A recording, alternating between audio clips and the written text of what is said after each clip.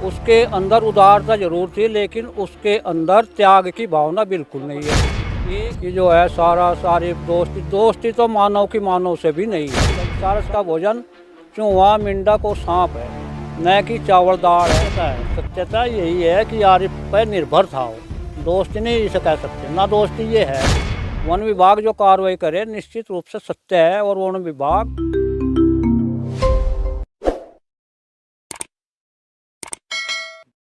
नमस्कार, स्वागत है आप सभी का हिंदुस्तान 24 पर। और मैं आप सबके साथ विपिन चौधरी। किसान को पशु पक्षी प्रेमी माना जाता है, प्रकृति प्रेमी माना जाता है। आज हम एक किसान के पास में पहुंचे हैं।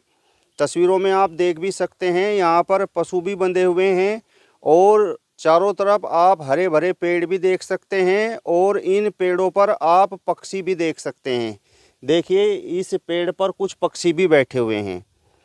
आज हम एक मुस्लिम नौजवान आरिफ गुर्जर और एक पक्षी सारस की दोस्ती के बारे में, ये जो किसान हमारे पास में बैठे हुए हैं, इनसे बातचीत करेंगे।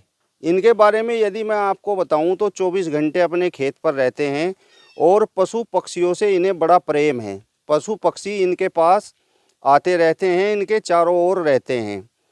एक इंसान और एक पक्षी के बीच में क्या वो दोस्ती थी या फिर कुछ और कारण था, इस विषय पर ही आज हम बातचीत करेंगे। सर, आपका सबसे पहले तो मैं हिंदुस्तान 24 पर बहुत बहुत स्वागत करता हूं और आपका नाम जानना चाहता हूं। विपिन चौधरी जी, आपका भी स्वागत है। मेरा नाम वीरेंद्र, गांव बिराखेड़ी, और मैं किसान हूँ। मेरा आपसे सवाल ये है कि आप तो 24 घंटे अपने खेत पर रहते हैं, खेती किसानी करते हैं, यहाँ पर पशु भी आपने पाल रखे हैं और पेड़ों पर आपके यहाँ पर पक्षी भी बैठे हुए हैं। तो एक मुस्लिम नौजवान आरिफ गुर्जर और एक पक्षी सारस की दोस्ती के बारे में तो आपने ज़रूर सुना होगा, कुछ वीडियोज़ भी देखे होंगे। तो आपको क्या लगता है, क्या वो दोस्ती थी या कुछ और था? सबसे पहले तो मैं इस ब्रह्मांड पर सभी जीवधारियों को हृदय से प्रेम करता हूँ। जो इस ब्रह्मांड में जितने भी जीवधारी हैं, पक्षी हो, मानव हो या पशु हो, उन सभी को प्रेम करता हूँ। और ईश्वर इस संसार के कण कण में विद्यमान है। रही बात आरिफ और सारस की, ये तीन बिंदु मोबाइल स्क्रीन पर बहुत ज़्यादा चल रहे हैं, आरिफ, सारस और गुज्जर। इनमें से मैं थोड़ा थोड़ा इन तीनों ही बिंदुओं को आपको समझाऊंगा, बताऊंगा। आरिफ की और सारस की दोस्ती मैं नहीं मानता।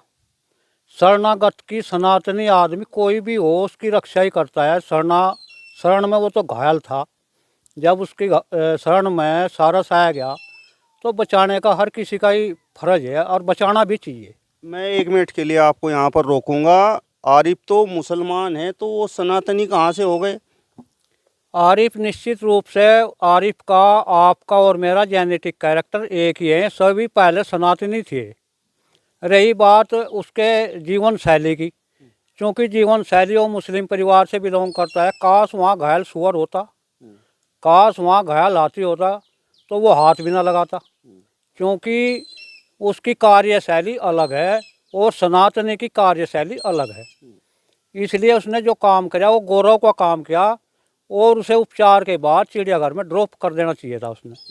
क्योंकि पक्षी जो है, पक्षियों में ही रहकर अपनी वंशावली को चलाता है, और उसके जो खाने का स्टैंडर्ड है पक्षी का, वो जो है कीड़े मकोड़े, जो चीज़ मूवमेंट करती है, ज़मीन पर रेंग कर चलती है, उनको खाने का काम करता है पक्षी। वही उनका, उनके अंदर जो कीड़े मकोड़े होते हैं जिंदा, उनको निगलता है। जैसे ही बुगला और सारस एक ही वंश के पक्षी है, ऐसे ही बिल्ली और शेर एक ही वंश के पशु हैं।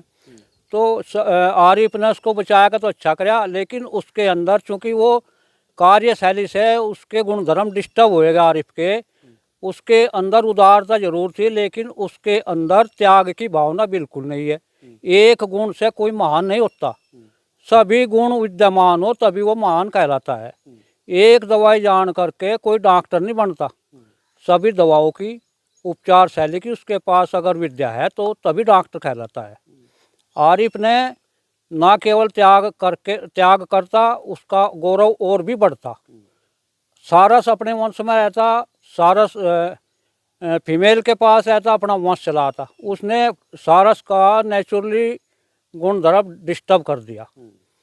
क्योंकि चावल खा के सारस को उसके जीवन में बहुत उतार चढ़ाव हुआ होगा। वो खाता सांप, वो खाता मेंढक, वो खाता चूहा, ये उसके भोजन है। सांप के अंदर एंटीवेनम हार्मोन्स होता है और सारस के अंदर भी भोजन पचाने का हार्मोन्स होता है। वो दोनों हार्मोन्स मिलकर उसके ब्लड को क्लीन करते हैं, जो उसकी बॉडी में चलता है। डॉक्टर लोग भी जानते हैं, मैं इतना बड़ा एक्सपर्ट तो नहीं हूँ, लेकिन डॉक्टर लोग बखूबी जानते हैं। क्योंकि मैं भी बायोलॉजी का विद्यार्थी रहा, इसलिए थोड़ा बहुत ज्ञान हमारे पास भी है, लेकिन बखूबी तो पशु चिकित्सक ही बता सकता है। अब आरिफ ने उस ये मीडिया के पास मुद्दा बन गया कि जो है सारस आरिफ दोस्ती तो मानव की मानव से भी नहीं है। समझौते के तहत एक दूसरा काम करते हैं। मुझे कुछ लोभ लालच है तो मैं समझौता करके आपसे काम कर लूँगा, ऐसे ये समाज में काम चल रही। दोस्ती कहाँ है? दोस्ती तो कई फिल्म देखी होगी, और दोस्ती का शब्द सभी प्रयोग करें, लेकिन दोस्ती ऐसी कोई खास नहीं होती। पक्षी और आदमी की समझौते के तहत ही चलते हैं। मतलब आपके कहने का तात्पर्य ये है कि आरिफ ने सारस को जो अलग प्रकार का भोजन दिया, तो एक तरह से वो सारस उस भोजन पर निर्भर हो गया, दोस्ती वगैरह कुछ नहीं थी। बिल्कुल बिल्कुल, सत्यता यही है। माइक पर सत्य बोलना अपने आप में बहुत कठिन बात होती है। 70%, कोई 60%, कोई 85% सत्य बोलता है। अकाट्य सत्य बोलने में बहुत साहस की जरूरत होती है, क्योंकि आदमी के भोजन में नमक की मात्रा होती है, और उस नमक से कौवा जितने भी पक्षी होते हैं उनके पंख गिरने शुरू हो जाते हैं, छोटे छोटे पंख गिरने शुरू हो जाते हैं, और ब्लड इफेक्टेड हो जाता है। क्योंकि सारस, बुगला, ये तो चलती फिरती चीज़ को, जैसे चूहा हो या मुस्सा हो या सांप या छोटा मोटा सांप, उसको खाने वाले पक्षी हैं, उससे उनका ब्लड क्लीन रहता है। अब आप ही देख लो, जो घर में कुत्ता होता है और उससे नमक वगैरह की रोटी कभी कभी चली जाती है, तो उसके रेबीज के जीवाणु बहुत ही कम मात्रा में पनपते हैं। नमक और चीनी दोनों वाइट एंड स्लो पॉइजन है, ये पक्षी के लिए बिल्कुल नहीं है। 1 ग्राम नमक भी पक्षी के लिए बहुत ही पॉइजनस का काम करता है। और ये जो है सारस, उसके लिए उसकी जीवन शैली डिस्टर्ब हुई।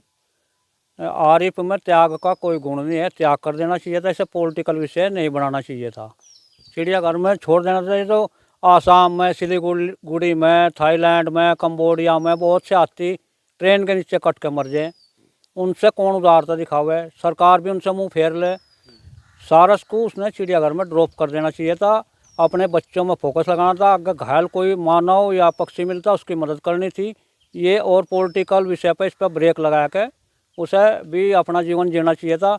अपनी पत्नी और बच्चों से प्रेम करना चाहिए था आरिफ को, ना केवल सारस से प्रेम करना था, उनसे भी अपना समय देना था। अगर सारस उड़ रहा लाइन से टच हो जाए तो उसकी मौत निश्चित है, उसके भोजन से भी उसकी मौत निश्चित है, उसकी जीवन शैली डिस्टर्ब हुई तब भी मौत निश्चित है। चिड़ियाघर में एक्सपर्ट डॉक्टर लोग हैं, उसकी केयर टेकर वाले हैं, केयर करेंगे उसकी, उसे जिंदा रहने का समय मिलेगा और वो अपने वंश की भी ग्रोथ करागा सारस। मेरा आपसे सवाल ये है वीरेंद्र सिंह जी, आपने अभी थोड़ी देर पहले कहा कि आरिफ गुर्जर के पूर्वज पहले सनातनी थे, इसलिए उसके अंदर उदारता थी और इसलिए उसने उस सारस के जीवन को बचाया। फिर आपने कहा कि आरिफ मुस्लिम बन गया और उसके अंदर जो है त्याग की भावना नहीं थी। तो मेरा सवाल आपसे ये है कि क्या मुस्लिम समाज के अंदर त्याग की भावना नहीं होती?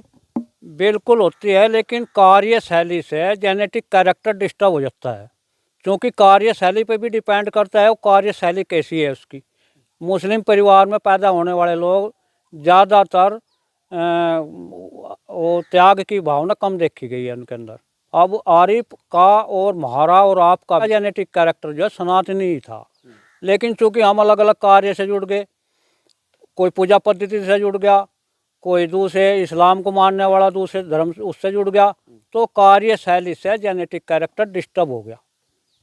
आपने अभी ये भी बताया कि सारस जिस तरीके से नमक का सेवन कर रहा था तो उसका जीवन डिस्टर्ब हो जाएगा, लेकिन वो तो 1 साल से उसके पास रह रहा था, उसे तो कुछ हुआ नहीं। बिल्कुल बिल्कुल, आप सही कह रहे। ये स्लो पॉइजन है नमक, धीरे धीरे उसकी जो है जीवन लीला छीन लगा वो आदमी के भोजन में। और आदमी सांप को क्यों नहीं खा लेता, चूहे को क्यों नहीं खा लेता? क्योंकि ये हार्मोन्स, सांप के अंदर जो एंटीवेनम हार्मोन्स होता है और सारस के अंदर भी जो हार्मोन्स होता है वो भोजन पचाने में सहायक होता है। ऐसे ही आदमी के पास भी जैसे ही वो भोजन निकलता है उसकी गल ग्रंथि से 3 हार्मोन्स एक्टिवेट होते हैं, इरेप्सिन, ट्रिप्सिन, एमाइलॉप्सिन। 3 हार्मोन्स भोजन को पचाने का काम करते हैं। ऐसे ही सारस के अंदर भी, सारस का भोजन चूहा, मेंढक और सांप है, न कि चावल दाल है। अब उसे त्याग कर देना चाहिए था और पॉलिटिकल विषय नहीं बनाना चाहिए था। वीरेंद्र गुज्जर ने भी अपनी राय रखी, उसने भी क्या, राजपाल गैसडा ने भी अपने विचार रखे। उन्होंने तो कथा भी सुनाई इसके बारे में कि वो देवव्रत और सिद्धार्थ के राजकुमार और हंस की कथा भी सुनाई। लेकिन वो हम सभी शिव भक्त हैं, क्योंकि शिव की शरण में भी जब कबूतर इंद्र का रूप धारण करके वो बाजनस पर हमला कराया, शिव की शरण में आया, तो शिव ने अपनी जांग का मीट काट के उसको त्याग कराया बाज को। लेकिन इंद्र भगवान था कबूतर में, तो कबूतर का वजन इतना भारी होएगा कि शिव पूरा ही तराजू में चढ़ गया, तब उसके बराबर हुआ। और शिव जी ने उससे कहा आप मेरा भोजन कर लो। त्याग इसे कहते हैं, न कि अपने घर के अंदर किसी चीज़ को पैक कर ले या पिंजड़े में बंद कर ले, वो त्याग नहीं होता। त्याग तो शिव ने कराया था, शिव की संतान ही है हम सभी।